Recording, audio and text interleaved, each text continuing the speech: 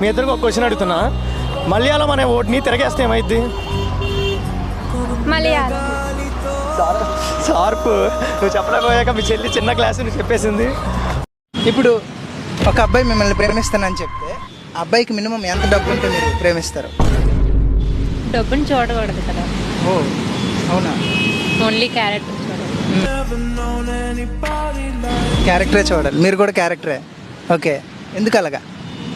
డబ్బు ఉంటే పట్టించుకోరు, అదే క్యారెక్టర్ చూసామనుకో మనతోనే ఉంటారు కదా.